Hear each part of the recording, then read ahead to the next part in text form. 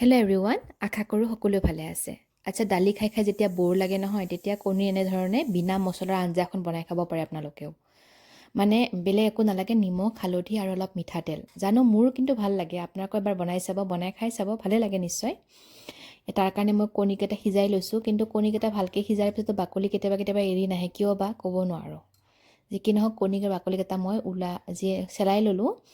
এতিয়া মই কেৰাহীখন গৰম হ'ব দিছোঁ। তাত দিছোঁ মই মিঠাতেল আৰু ইয়াত দিম মই অকণমান হালধি আৰু নামমাত্ৰ অলপ নিমখ। এতিয়া মই কণীকেইটা ভাজি ল'ম ইয়াত। কণীকেইটাৰ গাটো অলপ কাট কৰি লৈছোঁ, যিহেতু নিমখ সোমাব ভিতৰত। সেইকাৰণে এতিয়া কণীখিনি মই ধুনীয়াকৈ ভাজি ল'লোঁ।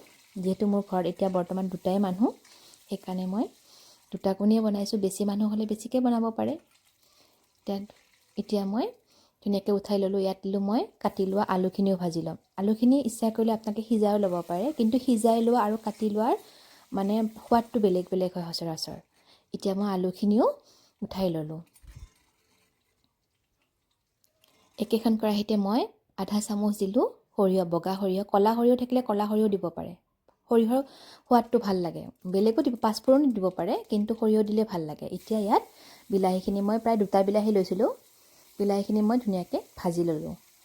ইয়াত ইচ্ছা কৰিলে পিঁয়াজ চিয়াজ দিব পাৰে, কিন্তু মই এখন যেনেকৈ মাছৰ টেঙা বনাই তেনেকৈয়ে বনাইছোঁ। ইয়াত দিলোঁ মই হালধি আৰু নিমখ, আৰু একো মা মছলা ইয়াত প্ৰয়োজন নহয়। ইয়াত খালি ভাজি থাকিলে হ'ল। ধুনীয়াকৈ মই ভাজি ল'লোঁ। এতিয়া বিলাহীখিনি ধুনীয়াকৈ মজি গৈছে। এতিয়া ইয়াত মই ভাজি থোৱা আলুখিনিও দি দিম। আলুখিনিও দি দিলোঁ ইয়াত ধুনীয়া কৰি। আলুখিনি দি, যিহেতু আলুখিনি এনেই ভাজিছিলোঁ, সেই সিজা নাছিলে, পুনৰ এইখিনি আকৌ এবাৰ কম জুই কৰি আকৌ ভাজিম বিলাহীৰ লগত।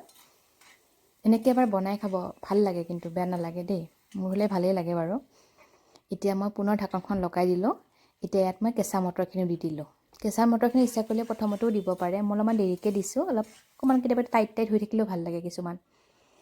এতিয়া মই এইখিনি ধুনীয়াকৈ হৈ গ'ল। ইয়াত তেল ওপঙি আহিছে, দেখিছে নহয়। এতিয়া ইয়াত মই গৰম পানী দিম। গৰম পানী দি দিলোঁ ধুনীয়াকৈ। উতলি অহাৰ লগে লগে ইয়াত মই ভাজি থোৱা কণীকেইটাও দি দিলোঁ। এতিয়া ধুনীয়া উতলি আহিছে। এতিয়া প্ৰায় আলু এপিচ দুপিচ ভাঙি দিম। ইয়াত মই ধনিয়া কাটি দিম। এতিয়া আমাৰ আলু আৰু বিলাহী আৰু কণীৰ আঞ্জাখন ৰেডি হৈ গ'ল। আজিলৈ আহিছোঁ। যদি ভিডিঅ'টো ভাল লাগে প্লিজ লাইক আৰু কমেণ্ট কৰিব। Bye bye.